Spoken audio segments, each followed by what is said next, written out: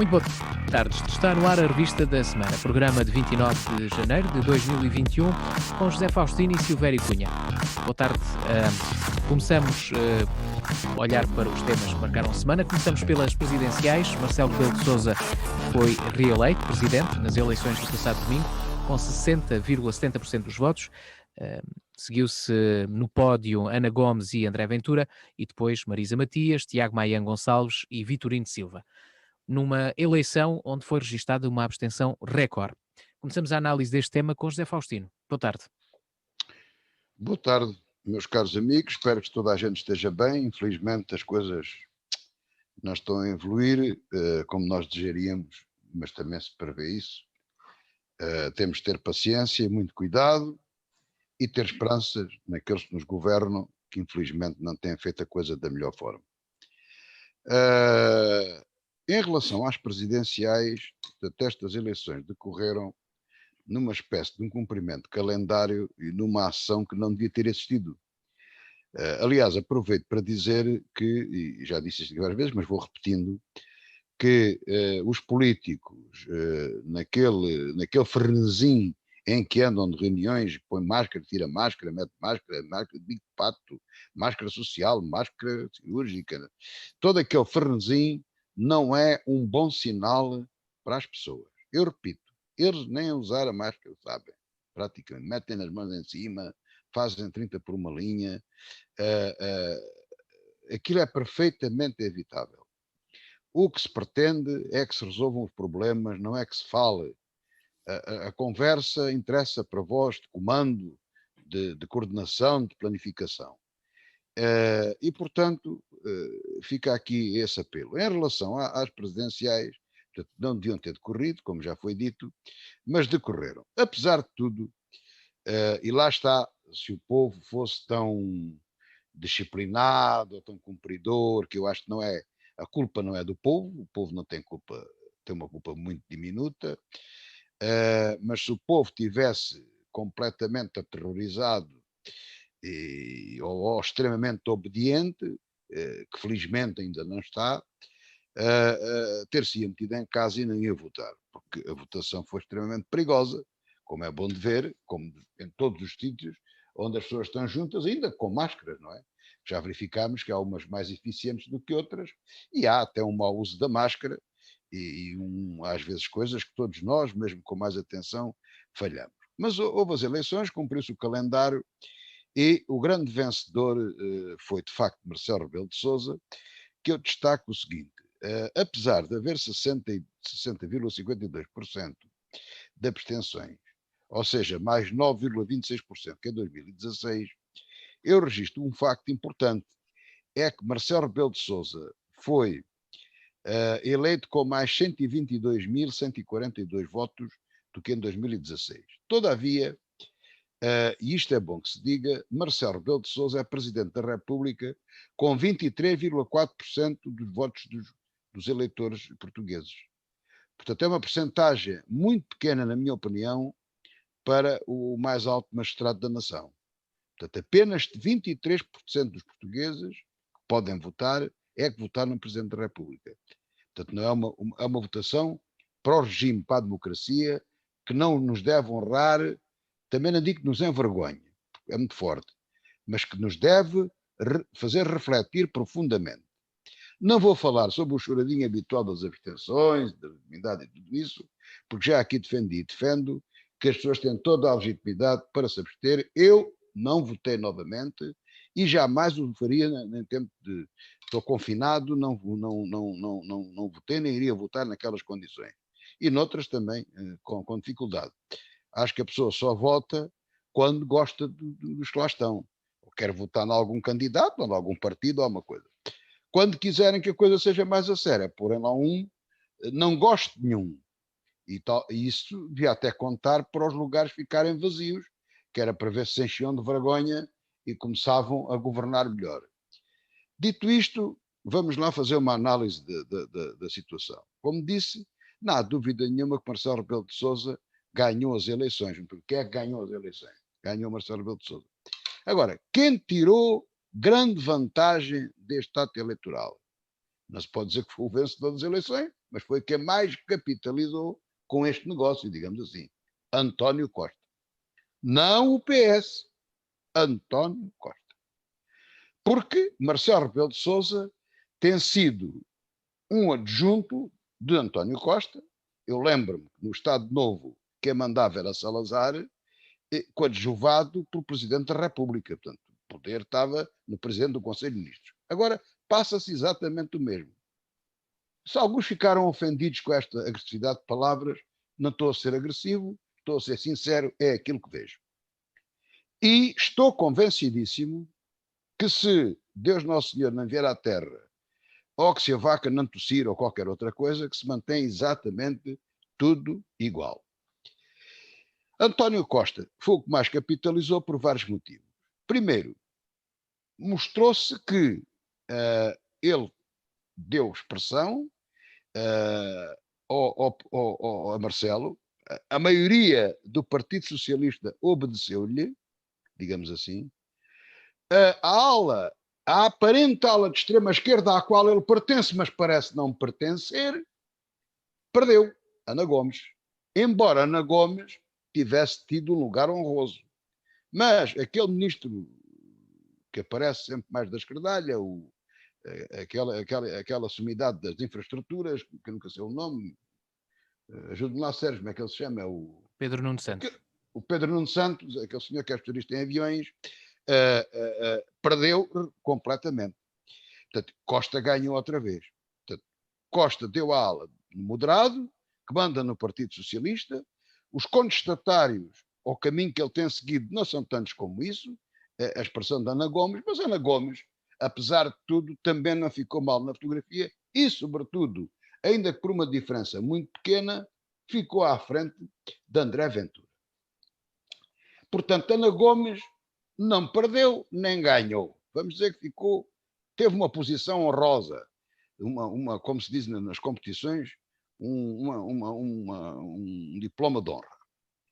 André Ventura é uma daquelas eleições, como as outras de João Ferreira, de Marisa Matias e de Tiago Maia Gonçalves, para capitalizar votos comparativamente aos partidos a que pertencem. Ora, André Ventura, outro vencedor da noite, porque para ele, embora não tivesse ficado em segundo, mas ficou quase, aumentou muito os votos comparativamente aos votos do Chega. Portanto, neste momento, André Ventura, que toda a gente lhe facilita a vida, portanto, ele concorre praticamente de estar calado, toda a gente o empurra. Porque uma das coisas que não é verdade, que diz, o Chega é um partido unipessoal. Bom, até se é unipessoal, André Ventura e o partido é a mesma coisa, portanto, o Chega tem 496 mil votos, 11,9%, e o Chega também, e André Ventura também. Ora, não se consegue aqui medir uma coisa e outra. O que é bom para André Ventura. Portanto, foi ganhador, portanto, este capital político de facto subiu. João Ferreira, o candidato do Partido Socialista, também ganhou. Do Partido Comunista, também ganhou. Perdendo 2.524 votos comparados a Edgar Silva em 2016, portanto é uma diferença pouca, mas apesar de tudo derrotou Marisa Matias. Portanto, o Partido Comunista posiciona-se em quarto lugar numa posição honrosa. Eu digo que também venceu, também é vencedor. Tem um sinal positivo, claramente. Portanto, Marcelo com um sinal positivo, Ana Gomes com um sinal mais ou menos, João Ferreira com um sinal positivo e Marisa Matias, a grande perdedora da noite. O Bloco de Esquerda levou uma abada tremenda, vergonhosa até. Portanto, uma estratégia mal feita e, mais uma vez, quem ganhou? António Costa. Sempre a capitalizar. Esqueci-me de dizer, André Ventura também é um seguro de vida para António Costa. Porque qualquer líder com pretensões ou com feitio totalitário, a melhor coisa que pode fazer é criar sempre um inimigo externo para juntar toda a gente contra esse inimigo. É André Ventura e o Chega. Portanto, o António Costa ganha em tudo. Todos lhe dão Vantagem. Portanto, esqueci-me, o André Ventura dá-lhe essa vantagem. O inimigo comum, aquele com que ninguém concorda e que António Costa, como primeiro-ministro e líder do país, está em posição de ser o líder contra André Ventura. O João Ferreira, o João Ferreira viabilizou o último orçamento, o Partido Comunista é aliado do PS, dirá, e de António Costa, e dirá António Costa, cá está, juntou-se aos bons, teve resultados. A Marisa e o Bloco de Esquerda não nos apoiaram, trataram-nos mal, foram fortemente penalizados. Portanto, grande prejuízo, grande derrota para o Bloco de Esquerda e para a Marisa Matias, mais uma vitória para António Costa. Para lá que ainda não acabei. Depois temos o Tiago Maia Gonçalves, que também era para capitalizar votos, subiu muito mais em relação à iniciativa liberal. Também não se descola muito da iniciativa liberal, tem essa vantagem.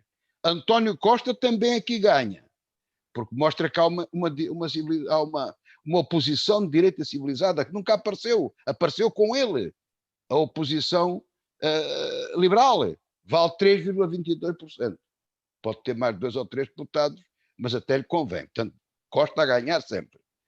Vitorino Silva, todo o regime tem direito a diversão e a tudo isso. Vitorino Silva teve menos votos, faz vida disto, mas, portanto, faz parte do folclore de todas estas coisas. Por último, e só para dizer e deixar isto aqui bem assente, em relação a Évora, não fui ver mais nada, eu não sou sociólogo, nem quero fazer grandes estudos políticos, e estou convencido que André Ventura, bem como Marcelo Rebelo de Sousa, foram buscar, Marcelo Rebelo de Sousa sobretudo foi buscar votos ao Partido Socialista e ao PSD, mas dos que não pertenciam ao Partido Socialista. André Ventura, com a subida que teve, naturalmente que foi buscar votos a toda a gente, inclusivamente ao Partido Comunista.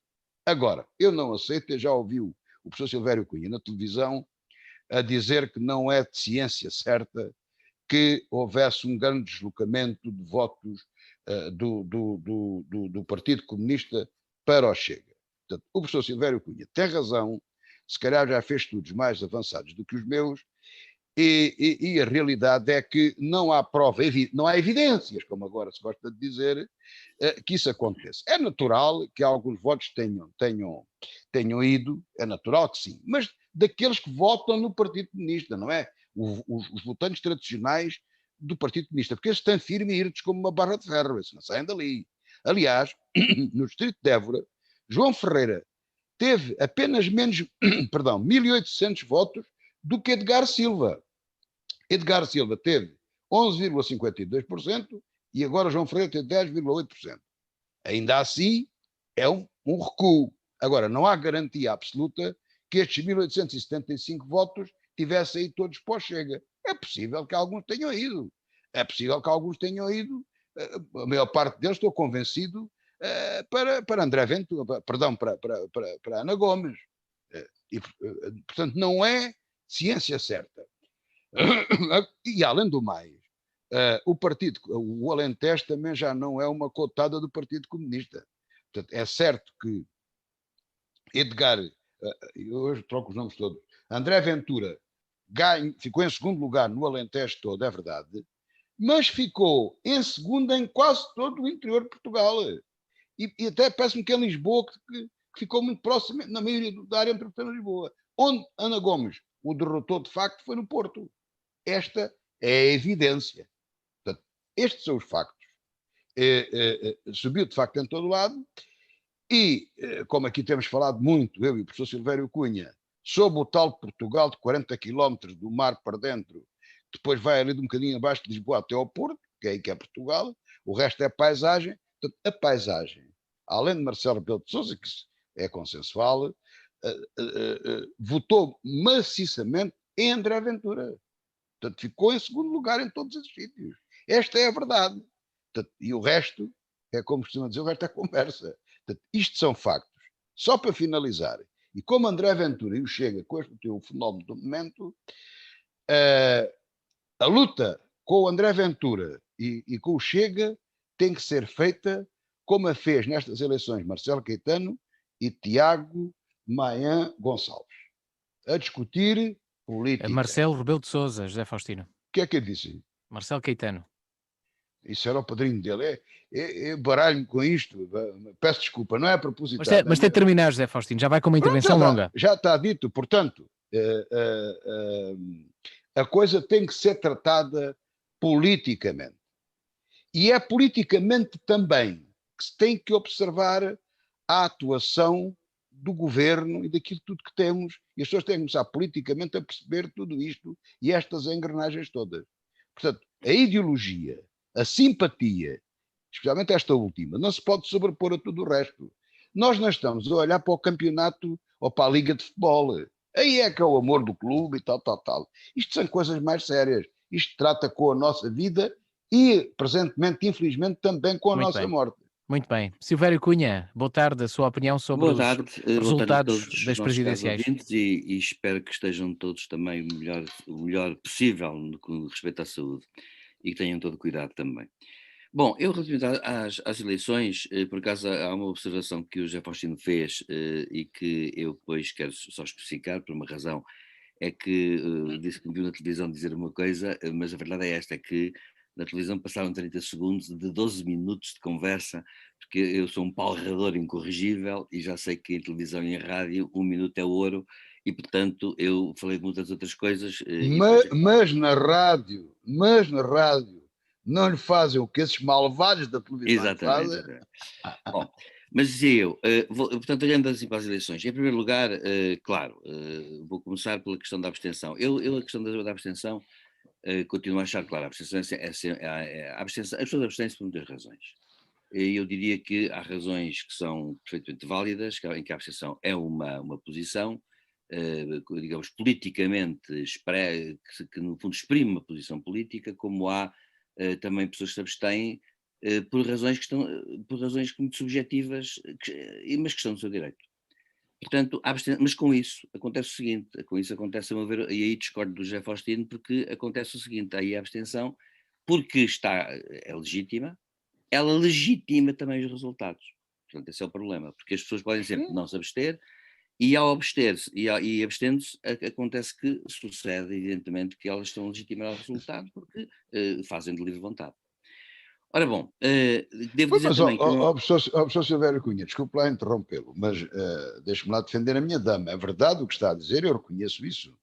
E aqueles que se abstenem perdem o direito de voto. Claro. Portanto, assim, mas há uma coisa que ele quer perguntar, é o seguinte, imagine, num cenário qualquer, não interessa qual, que numas eleições há 95% de abstenções e que o indivíduo ganha, tem 3% dos votos. Muito ele bem. tem legitimidade. Não, é questão da legitimidade. Tem legitimidade, mas se fosse não aceitava. Eu não aceitava. Não, eu vou dizer uma coisa. Quem ganha num cenário desses tem a legalidade do seu lado. Podem não ter legitimidade democrática. Não pode não ter legitimidade.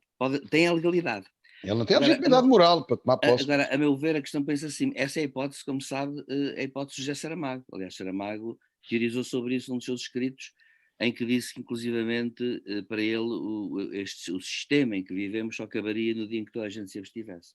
Bom, ou uma porcentagem muito elevada. Se 99% das pessoas se abstivessem, 97% ou 95% para o caso, evidentemente que o regime não tinha sustentabilidade. Agora, embora não tivesse uma clara reprovação, porque a abstenção, como eu digo, dependeria também do tipo de abstenção. Por exemplo, eu dou um exemplo, se 80%, até vou baixar a fasquia para dar o exemplo, se 75% dos eleitores fossem às urnas e pusessem o voto em branco, não havia hipótese de o candidato vencedor ter legitimidade. Teria a legalidade do seu lado, mas não tinha legalidade. Mas é que em Portugal o voto em branco é tratado abaixo de cão. Pois, branco ou nulo é tratado abaixo de cão. O voto em branco é o voto nulo. Não, mas têm que arranjar lá um quadro a dizer nenhum. Pois, está bem. Aí já é diferente. O voto em branco é nenhum. Se for em branco. Não. Está bem, mas o voto em branco é quase para os. Sim, claro. Para o campo dos atrasados mentais, não é? Agora, eu já tive em mesas de votos e sei como é que aquilo é tratado. Pois, eu também, sim, brancos claro. Agora, e nulos, assim, eu sei como é que isso é. Acontece que o voto em branco para mim até é um voto muito consciente, inclusivamente. Bom, agora Pois, pois é. o que eu ia dizer é que, portanto, claro que eu não penso, a abstenção foi grande, embora eu pense o seguinte, penso que desta vez havia 1.100.000 pessoas a mais nos cadernos eleitorais, que obviamente, o caso de imigrantes, em que houve uma minoria que votou, e portanto acontece que antes não havia, não podemos comparar com as anteriores eleições, e portanto acontece que temos que retirar na abstenção a proporção disso, que não sei quando corresponderá, talvez era 12 ou 13% para aí, e portanto, digamos, a abstenção teria sido um bocadinho, a abstenção na realidade, comparando com outras eleições presidenciais, foi menor neste sentido, menor do que, digamos assim, do que nós podemos pensar. Porque não podemos comparar o que é incomparável, não é? Bom, acontece que e isso conta bastante. Portanto, eu julgo que houve abstenção na mesma maioritária, mas menor do que se julga. E até porque há outra razão também, porque toda a gente sabe que os cadernos eleitorais são precisar de uma limpeza muito grande, e essa limpeza muito grande é mesmo muito grande, porque nós chegamos ao ponto de ter no nosso país, que tem 10 milhões e 200 mil habitantes, chegamos ao ponto de ter 11 milhões de pessoas inscritas, o que é uma coisa que é impossível, digamos assim. Ora bom, isto até para eleições, digamos, legislativas. Já aconteceu isso há uns anos. Lembro que até se falou muito nisso, que os cadernos tinham que ser limpos e que não estavam a ser suficientemente limpos, etc. Bem, agora, o que é que. Mas enfim, mas isso é uma das questões. Agora, concordo com o José Faustino num ponto. Eu acho que a campanha foi bastante pobre. E esse é o aspecto que eu queria frisar, e para mim até é, francamente, o mais importante, por uma razão.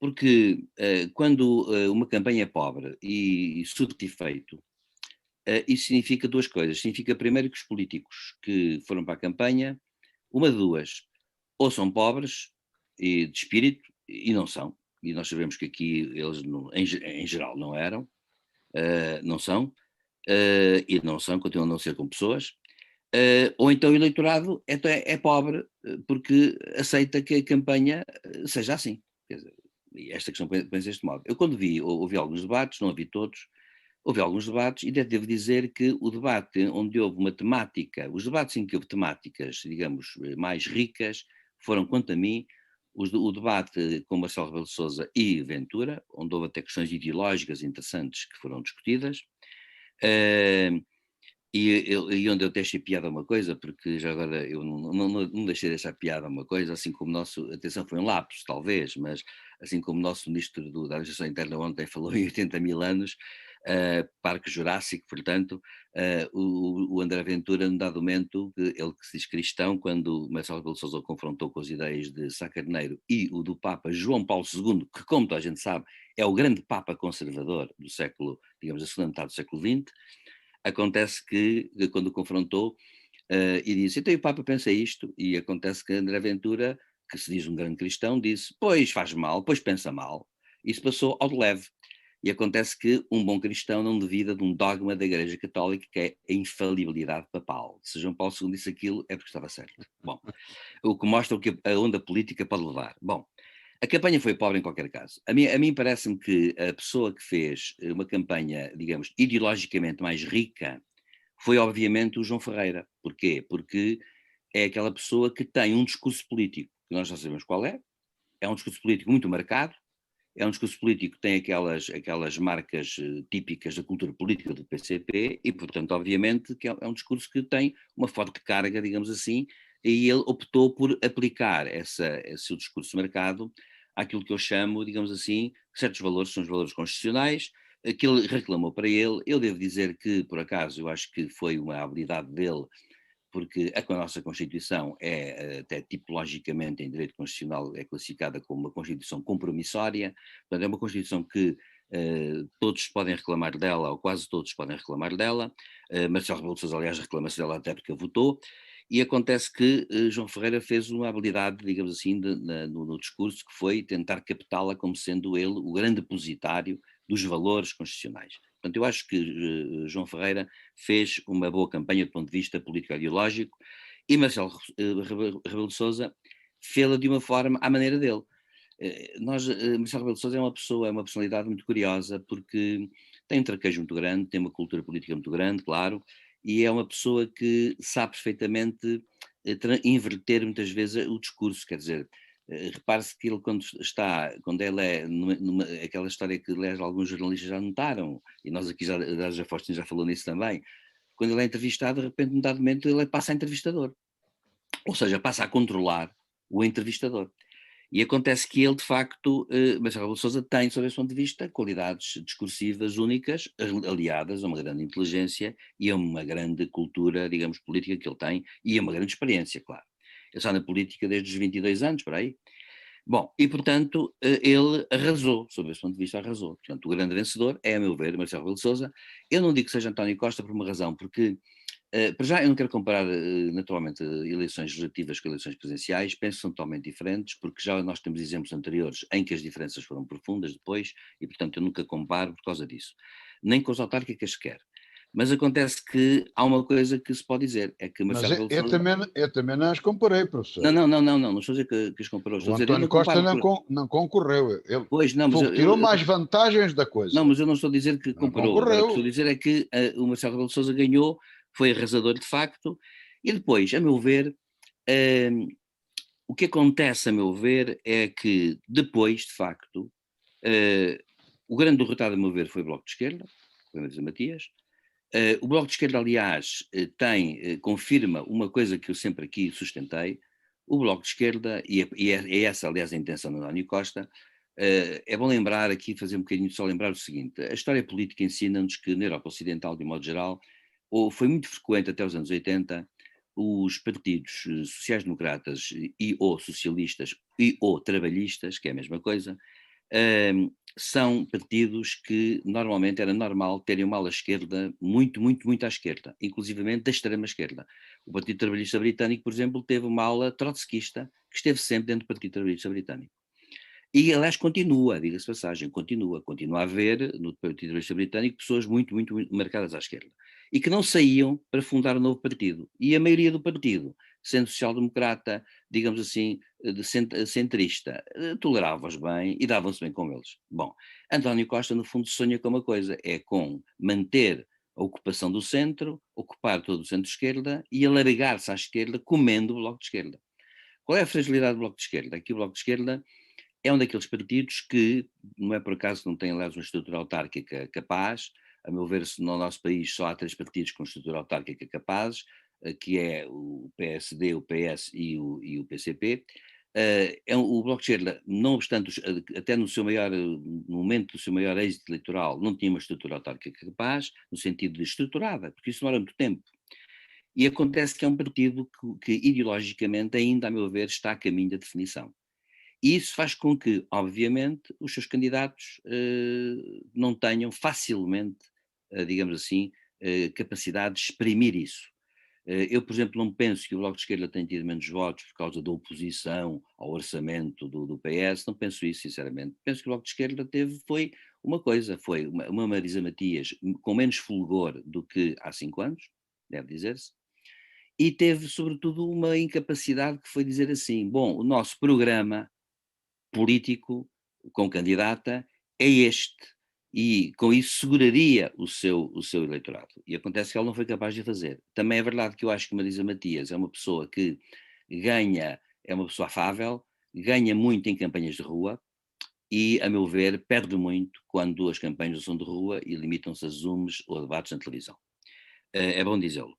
Ana Gomes teve, a meu ver, digamos, aquilo que era expectável. Eu nunca esperei muito que Ana Gomes esperava que ela ficasse em segundo lugar, por acaso.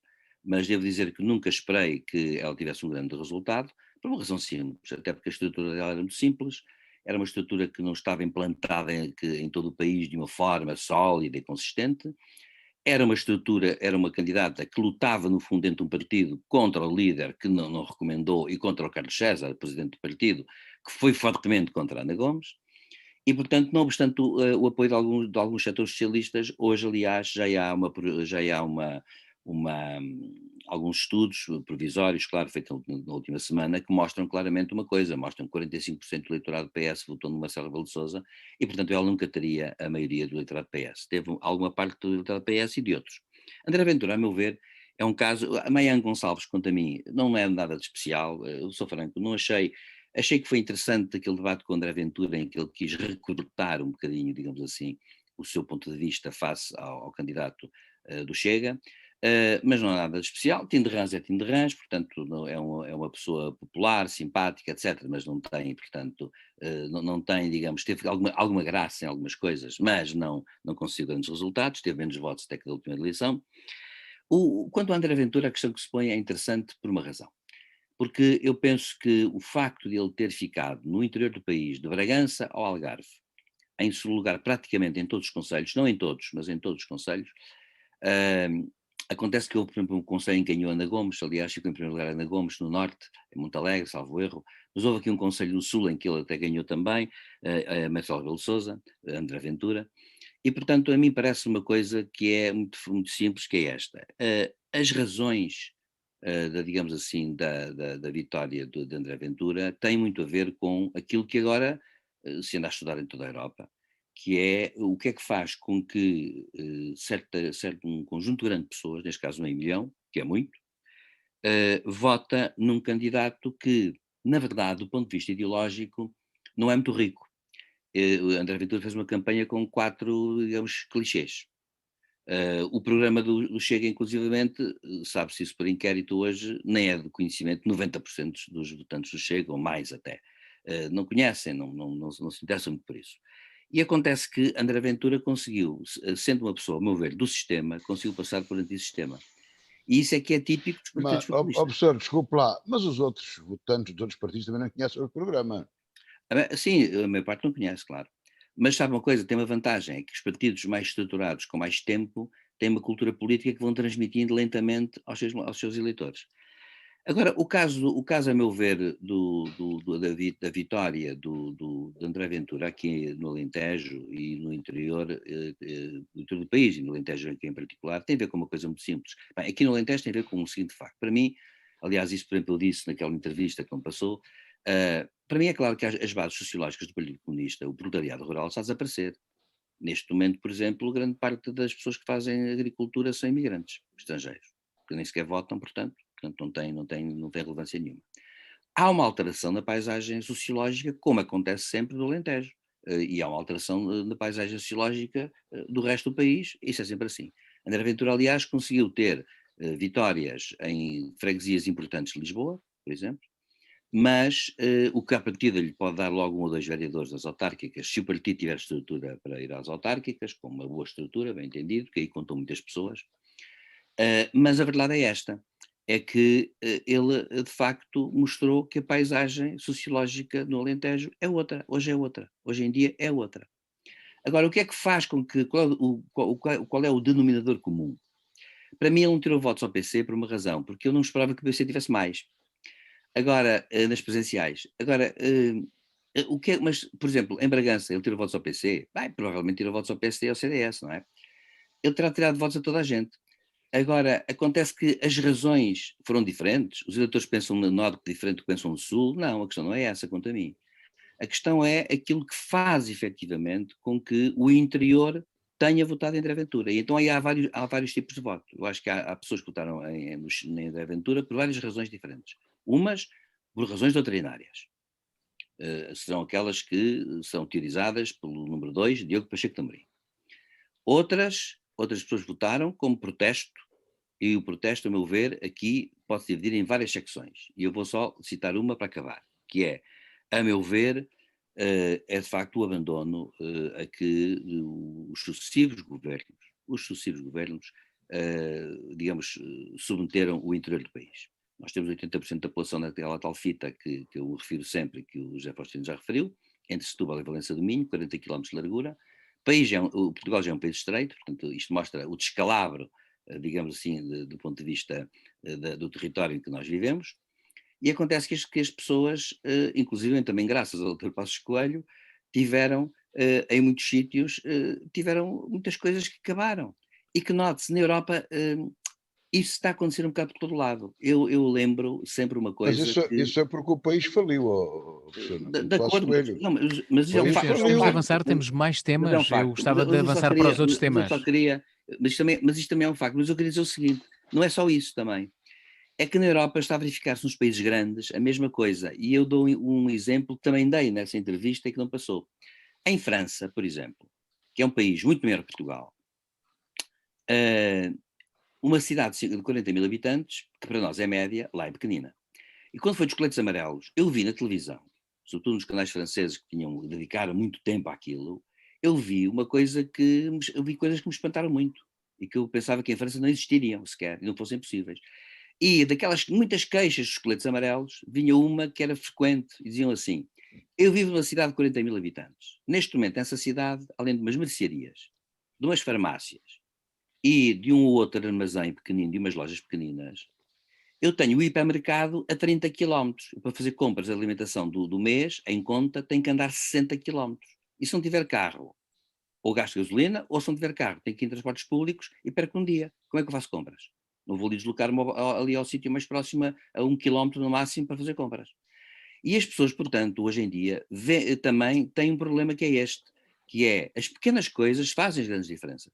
Quando se tira o posto CTT, onde se vai buscar as reformas, quando há o Mas sentimento de isso não solidão. é pequeno, professor, isso é o despovoamento, é um dos grandes É o problemas. despovoamento, mas é o É o despovoamento, despovoamento, mas é o mal de quem fica. É o mal de quem fica. claro. E acontece que essas pessoas ficam muito, muito, muito francamente, ficam mal. Depois, por fim, outro grande razão para haver um descontentamento, que é este. É que nós estamos, queiramos ou não, gostemos ou não, esta frase é um frasalhão que é muito académico e diz pouco às pessoas em geral, nós estamos num momento de transição paradigmática, isto é, de modelo, para uma nova economia, etc. E nessas transições há pessoas que não conseguem integrar-se bem e são vítimas disso. E acontece que no futuro haverá mais empregos até, eventualmente, mas tal como na Revolução Industrial aconteceu isso.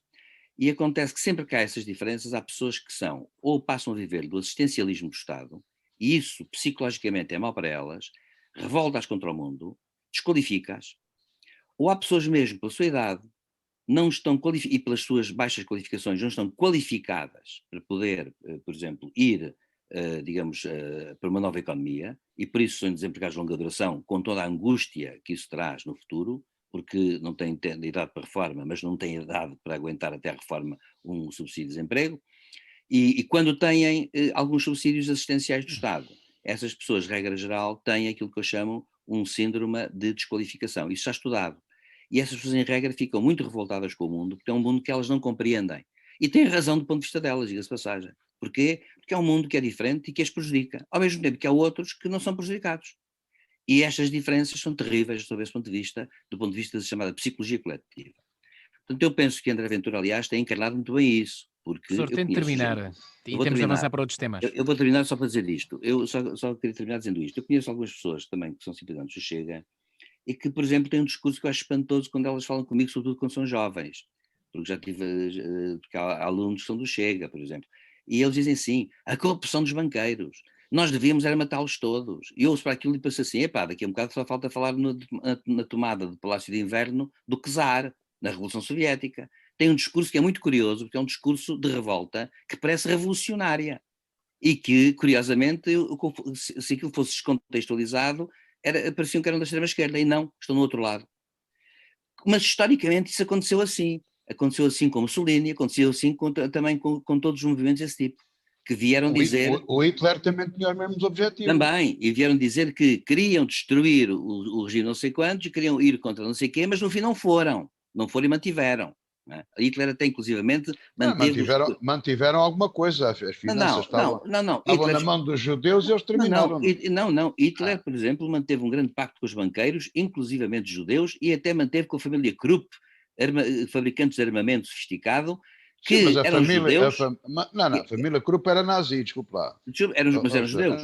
Eram Era judeus, nazi. e de tal maneira Não. que no final os aliados até os condenaram. Eles foram condenados pelos aliados no final, e as indústrias Krupp até foram proibidas de produzir armamento. Em suma, o que eu quero dizer com isto é o seguinte: eu acho que as eleições presidenciais polarizaram-se em André Ventura, neste caso, André Ventura para acabar, polarizaram-se nele, mas por razões diferentes. E, portanto, eu só vendo as legislativas, que para mim são sempre aquelas onde a temperatura se mede melhor do ponto de vista político-ideológico.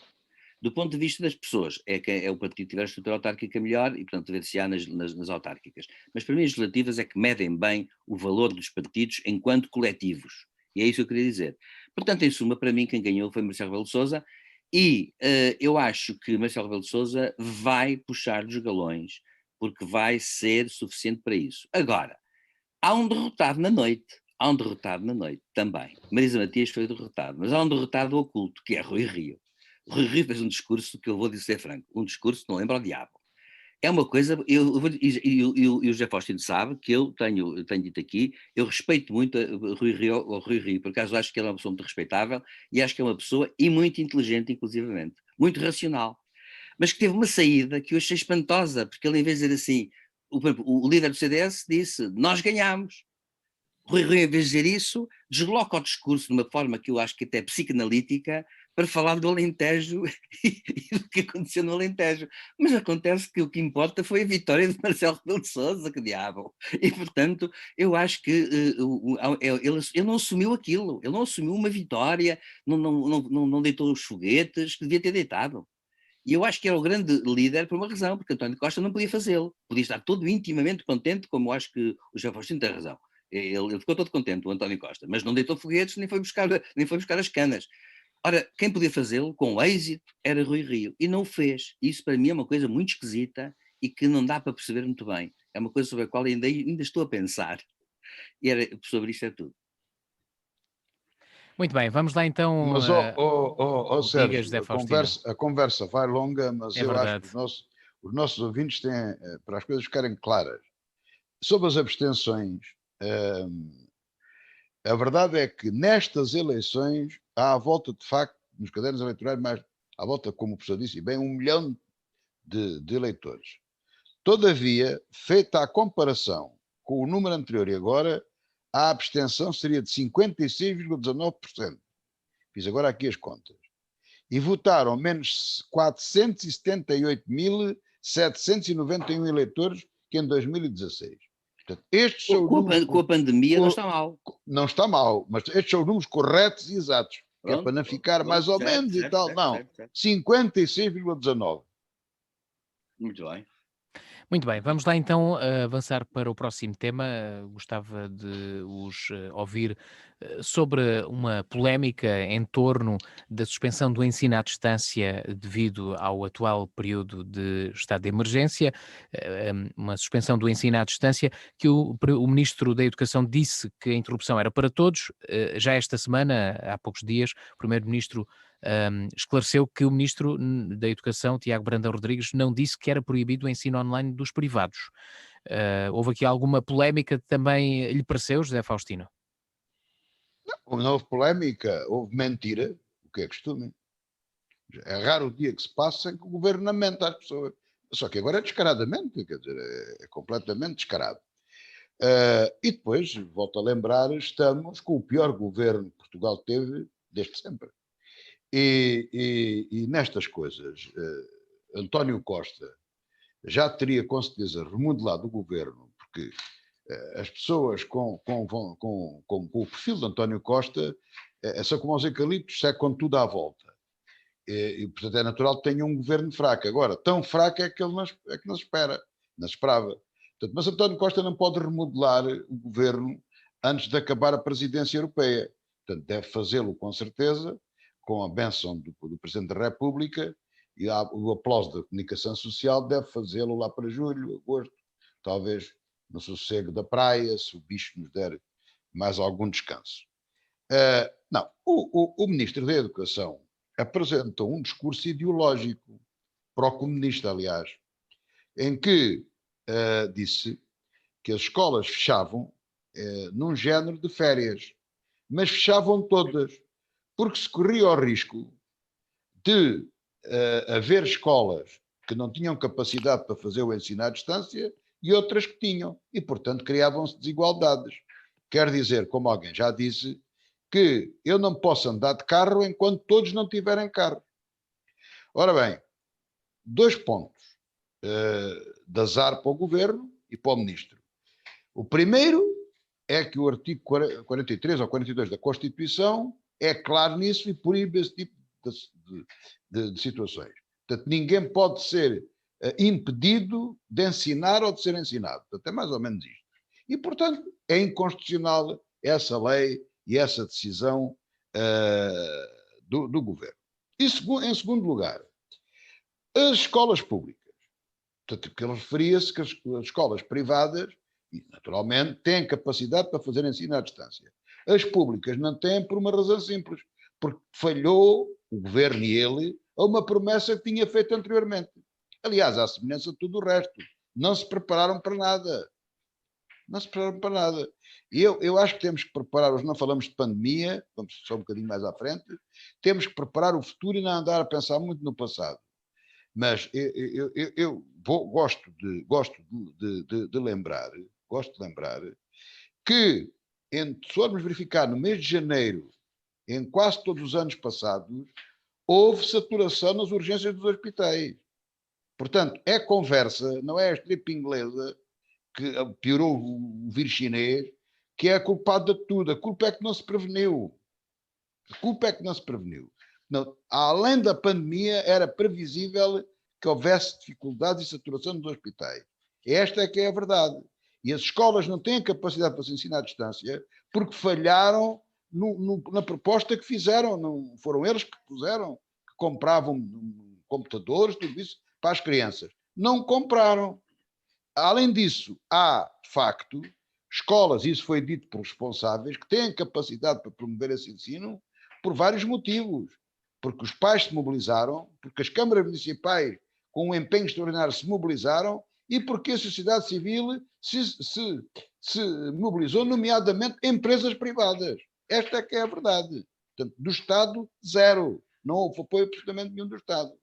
E, portanto, quando se verificou todas estas trapalhadas, como se costumava dizer de antes, porque agora essas coitadinhas eram umas asneirinhas infantis, agora é que são trapalhadonas grandes, não é? Todas estas trapalhadas. Veio depois António Costa tentar fazer mais um malabarismo, mentir outra vez, dizer que o outro não tinha mentido, que o outro não e que afinal nunca foi proibido.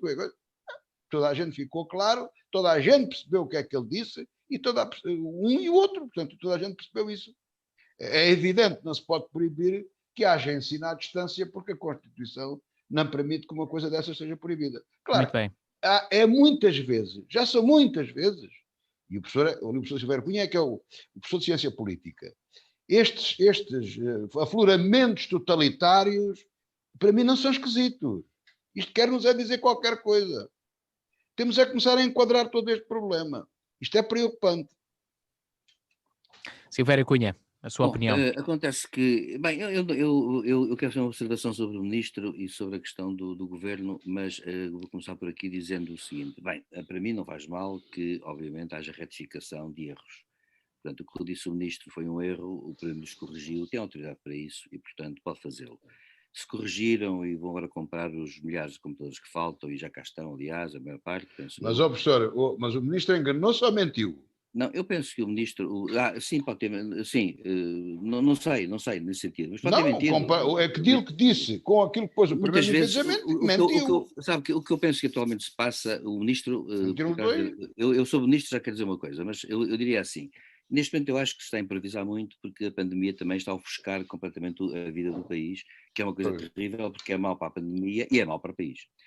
Ora bom, sobre o ministro é engraçado, eu nunca pensei que foi o ministro da Educação, aliás, quando foi nomeado, eu ficou um bocado espantado, ele é um investigador universitário das ciências, das tecnociências, e é uma pessoa, aliás, de mérito no plano da investigação, portanto é uma pessoa que tem capacidades. Mas um bom investigador não faz um bom ministro, bem entendido. E, portanto, uma pessoa pode estar, é sempre bom que esteja no lugar onde é melhor, não no lugar onde é pior, ou onde é menos, ou é pior, digamos, do que naquele lugar para o qual tem vocação, ou qualquer coisa do género. E, de facto, foi assim uma coisa um bocado estranha sob esse ponto de vista na altura. Então a gente ficou muito surpreendida. Bem, eu tenho uma equipe de secretários de Estado, que naturalmente também devem estar a acompanhar a questão. Agora, eu acho que há uma coisa que eu penso que é inevitável e que, de facto, já devia ter acontecido. Eu, por acaso, ao contrário do que muita gente tem dito, e o José Faustino agora também falou na possibilidade de uma remodelação em agosto, eu defendi, para mim, a remodelação, não estou a dizer que defendi, quer dizer, a minha ideia seria assim. Eu acho que a remodelação deve ter sido feita no final das férias.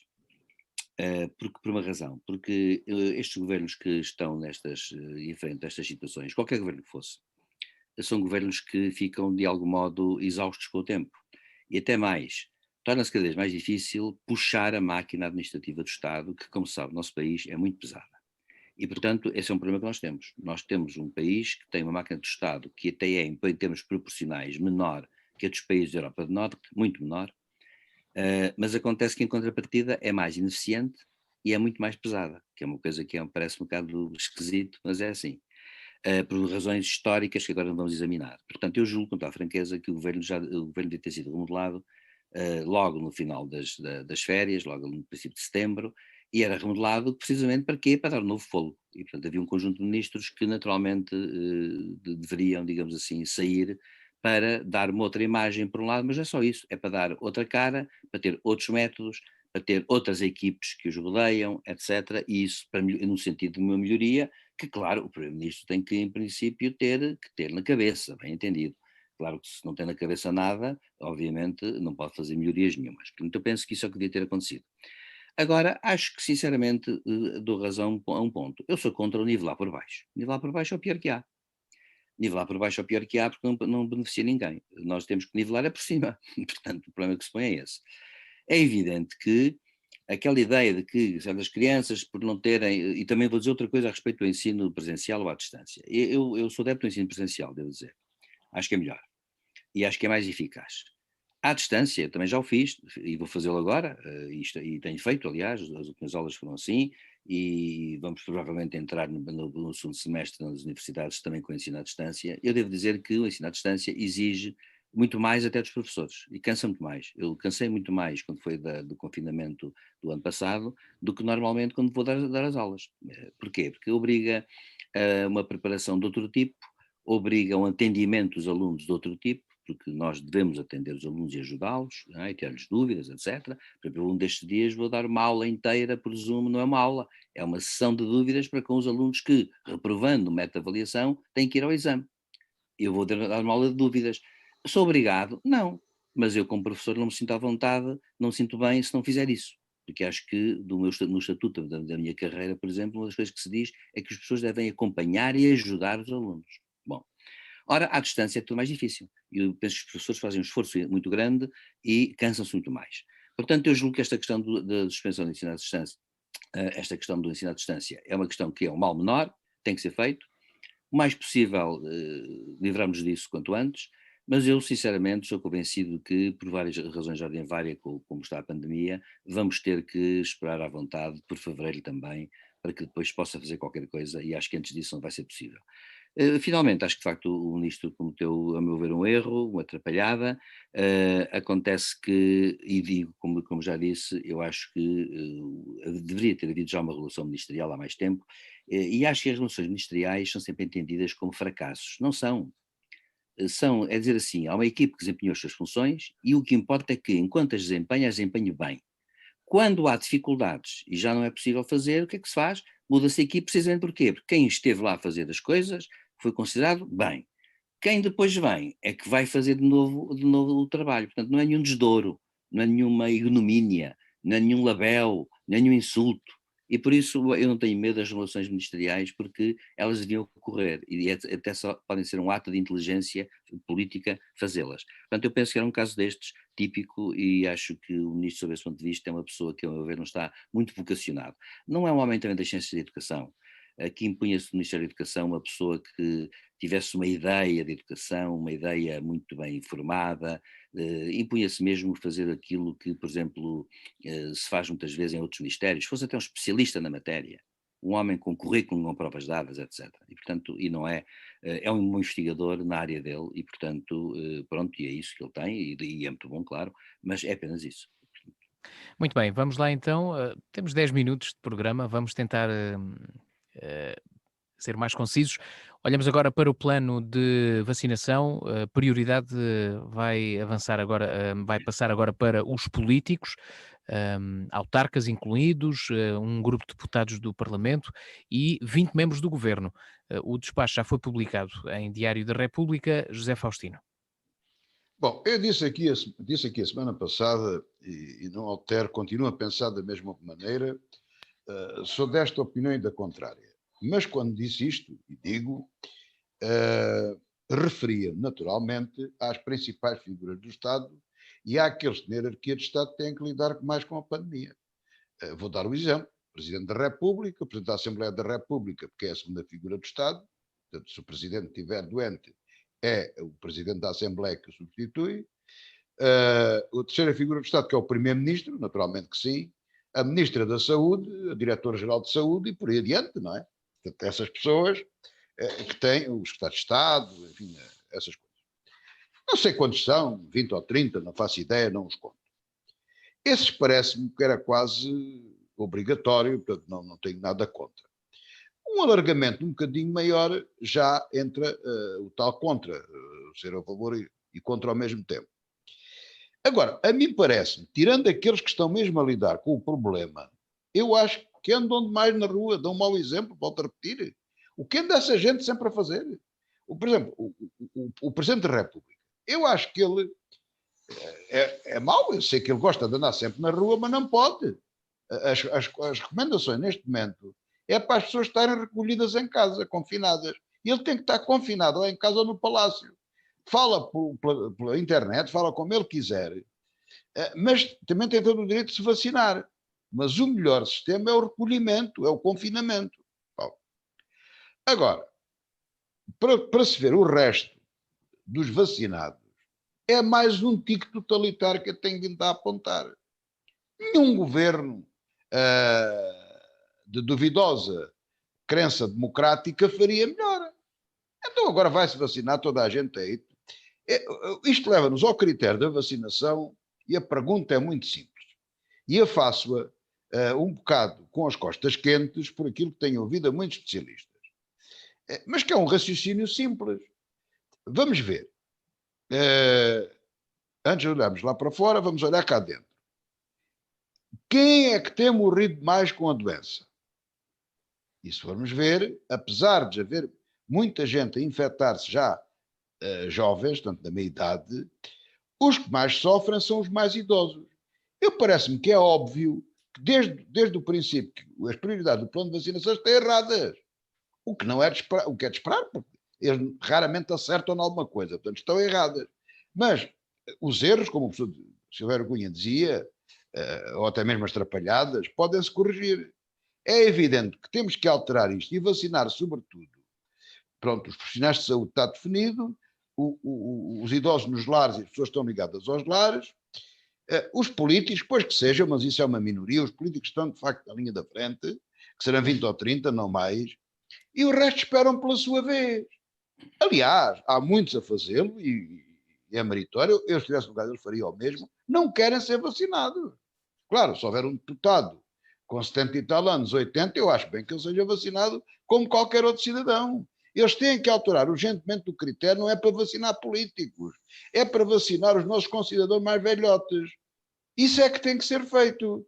As pessoas com mais de 80 anos têm que entrar na prioridade. Não é os deputados à Assembleia da República, ainda não morreu, felizmente, nenhum deputado à Assembleia da República com Covid-19. Muito bem. E idosos com 80 e tal anos são às centenas e aos milhares. Muito Que bem. raio de políticos são estes? Não, pergunto eu. Talvez o professor Silvério Cunha tenha uma explicação científica e até acompanhada pela bondade que o caracteriza, ele nos consiga explicar o que é que vai na cabeça desta gente, partindo do princípio que não estão doentes, atenção, e não é com Covid, que tomam decisões desta natureza.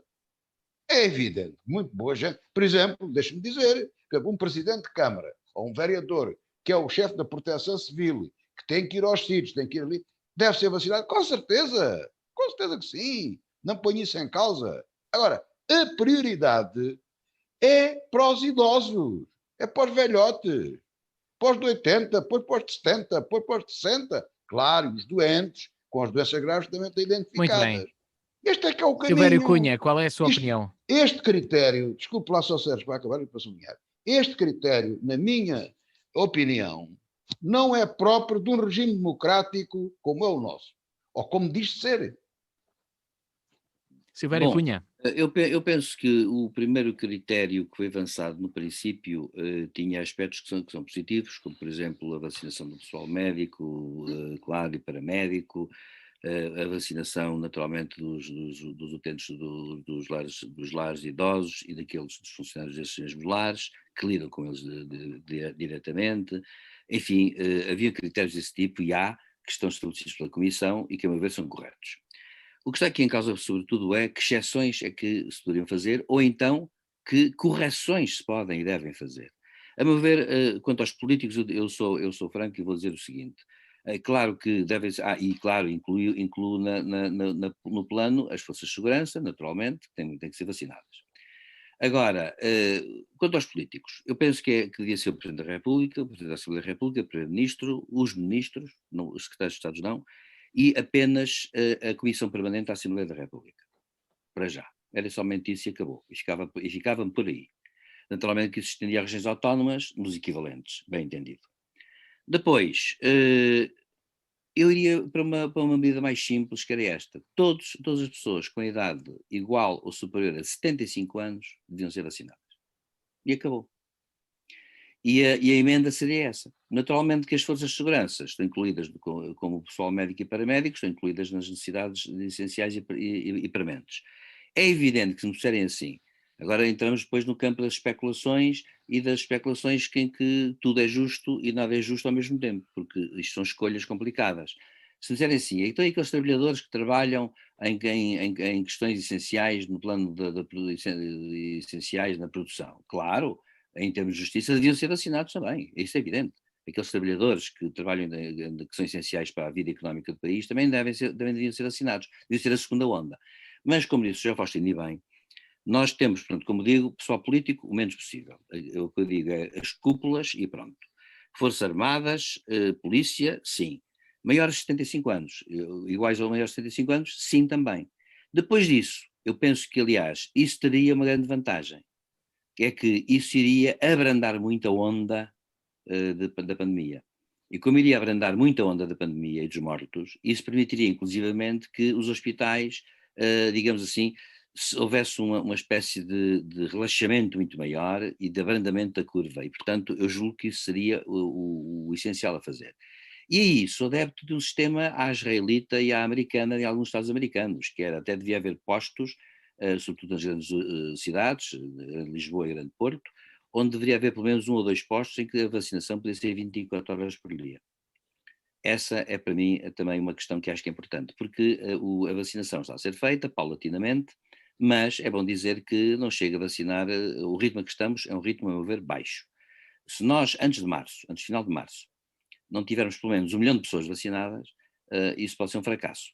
E, portanto, a meu ver, acautelava-se o mais possível aquelas entidades que têm que tomar decisões, como digo, Comissão Permanente da Assembleia da República, mais nada, e depois disso, Forças Armadas, Forças de Segurança, e depois disso, os cidadãos com 75 ou mais anos. E vamos para o último tema, vamos olhar para os problemas que há de vacinas, de disponibilidade de vacinas. Ora, a União Europeia já avisou as farmacêuticas que pode mesmo bloquear as exportações para garantir o fornecimento de vacinas. José Faustino. Bom, o grosso da investigação científica das vacinas não se deve ao público, deve-se ao privado. Houve investidores que investiram nisto. O maldito capitalismo é que pagou isto. Maldito capitalismo, como alguns dizem, como é evidente. Também houve dinheiro público. E, portanto, há aqui que conciliar o interesse da humanidade, que é disso que se trata, e do retorno dos investimentos feitos e tudo isso. Ora, isto são negociações muito difíceis de fazer, suponho eu.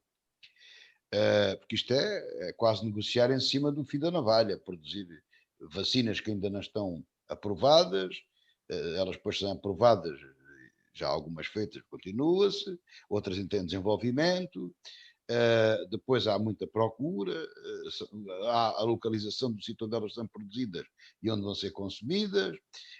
É um problema muito complexo. O preço delas também, para ser universal, não podem ser caras. A Europa tomou, aparentemente e na realidade, uma posição interessante, que não é de costume fazer-se, e comprou, por grosso, comprou vacinas para os países todos. Eu não conheço os termos dessas negociações, nem os valores, falam-se em valores, mas os milhões a mim não me assustam, não é? Porque aqui em Portugal a gente ouve milhões, milhões, milhões, e depois fui ver com atenção contas feitas especialistas. Portanto, o ano passado o governo meteu para prejuízos na economia apenas 33,3 mil milhões de euros. Portanto, é pouquíssimo comparativamente a qualquer outro país. Portanto, os milhões não são como se diz. O que quer dizer que eu não sei comparativamente, acho que o valor unitário de cada vacina é razoável, não sei como é que foram feitas as negociações, mas suponho, e portanto é apenas uma suposição, que deve ter havido alguma brandura, partindo do princípio da boa-fé, que tudo se iria cumprir corretamente, no prazo de entregas, etc, etc. Que é sempre a parte mais frágil da parte contratual, os pagamentos e o fornecimento, é sempre aí que é o principal, é sempre aí que está a fragilidade. E mesmo apesar de ter a haver essa fragilidade e haver boa fé das partes, é desejável que sim, estou convencido que não houve má fé, mas as coisas são como são, tem os pressupostos que eu já disse, e se há de facto abuso da indústria no sentido de não cumprir com os compromissos que tem com a União Europeia, acordados e assinados para fornecer vacinas para fora da União Europeia, eu acho muito bem que a União Europeia tome uma atitude musculada, como se costuma dizer, com o exército, se for preciso, e impeça que as vacinas saiam da Europa. Portanto, não tenho dúvidas nenhumas em dizer isto. Portanto, a Europa também tem que se afirmar no soft power e no power a sério. Portanto, tem que se afirmar de várias maneiras. E agora só o que espero é que isto chegue a bom porto. Mas apenas uma nota para dizer o seguinte. Também não nos precipitemos. No caso português, isto está a arrebentar para as costuras. Estamos numa situação dramática. Eu não quero pôr muito muito sério, muito grave. O problema é de facto grave e sério. Estamos numa situação dramática e de urgência. Não temos pessoal. Nós damos ao luxo de ter médicos em caixas de supermercado, é uma coisa extraordinária. E a fazer funções de limpeza. Os estrangeiros que demoram 3 anos a ser certificados. Isto é protecionismo evidente aos nossos. Há coisas que acontecem que são completamente vergonhosas. Mas a verdade é que não temos pessoas, estamos nas pontas. Ora, o que é que acontece? Se o programa de vacinação se intensificar, podemos correr o risco de não ter quem dê as vacinas. Vamos devagar.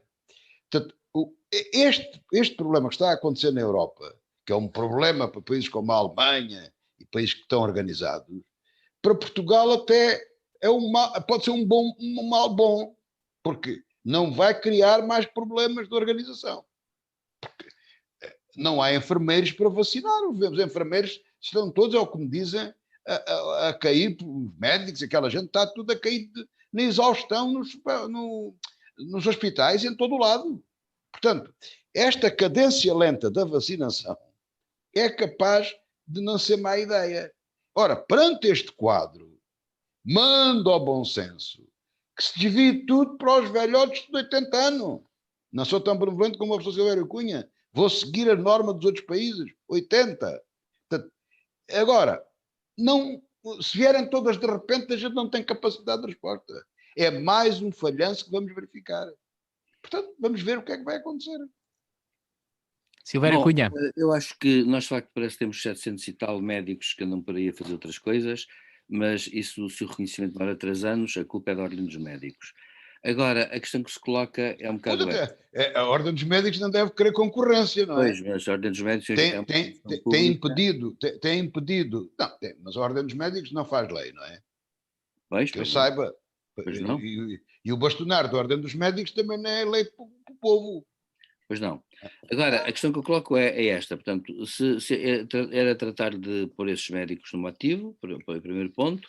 Quanto à questão das vacinas, bom, a questão da boa-fé faz parte, aliás, das obrigações contratuais e os contratos têm que se cumprir. O grande problema que se coloca aqui é saber se contratos de centenas de milhões ou milhares de milhões, que até já foram em parte pagos a certas empresas, de facto elas estão a desviar e estão a infringir as condições contratuais, estão a desviar vacinas para outros países que pagam talvez mais.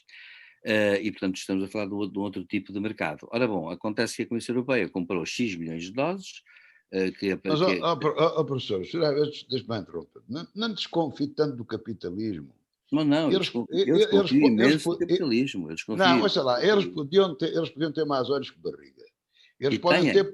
Ouça, eu não acredito que as empresas em causa que roubem produção para desviar para a porta do cavalo. Não. Ou fizeram mal a planificação, ou não conseguem produzir o que pensavam. Eu sou desconfiado.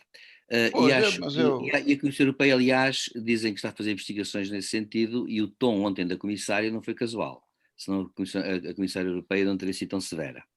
É porque a Comissária Europeia, aliás, deve ter alguns elementos que até devem estar a servir neste momento para pressionar. Mas, professor Silvério Cunha, os portugueses somos todos bons rapazes. E o governo trata-nos como criminosos, desculpe lá. Bem, mas, até prova em contrário, claro. Mas isso que ainda nos conseguimos livrar desse. Mas a vacina, para mim, a questão é esta. Foram compradas X doses, por não sei quantas centenas de milhares de milhões de euros. Acontece que há vacinas de facto mais baratas, outras mais caras, variam entre umas, acho que uma chega a 21, a outra chega a 2, 3 euros, a Zeneca parece que vai ser só 3 euros, a Moderna é mais cara, a Pfizer é intermédia, onde aparecer 6 vacinas, bem entendido, mas acontece que o que foi contratado, e o que eu acho é que, pronto, cabe às partes cumprir os contratos e ponto final parágrafo. Portanto, eu não vejo aqui, acho que a Comissão Europeia está correta, porque tem que tomar uma posição por uma razão, até porque parte do dinheiro já foi. E é bom dizer que os privados contribuíram, e é verdade, mas acontece que houve muito dinheiro público, nomeadamente da Comissão Europeia, que realmente caiu em cima das empresas farmacêuticas até com uma antecipação. Aliás, essa é que é a razão do êxito das vacinas, foi ter 100 laboratórios em todo o mundo a trabalhar a sério e terem sido despendidos milhares de milhões de euros ou dólares naquilo. Mas a maioria do dinheiro é privado, professor. É privado. É privado. Eu acho que dependerá das vacinas até. Eu até se tiver paciência de dizer quais é que são os investidores. Agora, temos de terminar, professor, para terminar a sua intervenção. A Comissão Europeia comprou, e ao comprar tem direito àquelas doses. Elas têm que ser fornecidas. Claro que sim. Claro que e vai averiguar se há incorreção por desvio de encomendas ou não, correto? Ou não. Eu penso se houver, até pode ter um exército disso. Mas eu penso que a Pfizer, inclusivamente, disse que havia um problema, que era com a questão da produção de uma fábrica, mas que ela até vai compensar. E já este mês, portanto, ainda neste mês, portanto, esta semana, diga-se passagem. E, portanto, enfim, eu espero que as coisas corram bem a esse nível e que, agora, acho que no nosso país a campanha de vacinação deve ser intensificada com, digamos, equipas próprias que percorressem o país para esse efeito. E continuo a achar que, de facto, a grande correção a fazer-se é os maiores de 70, os cidadãos de 75 e mais anos. Porque neste momento também já está nessa faixa etária a haver muitos mortos. Portanto, quem tem mais de 35 anos de ser vacinado, ponto final parágrafo. Muito bem. Era uma grande descomplicação do sistema. Temos de terminar o programa, já passamos da hora. Muito obrigado pela vossa participação, mais uma vez à distância devido à pandemia. Ficamos por aqui e regressamos 2 a 8 dias. Boa tarde, bom fim de semana.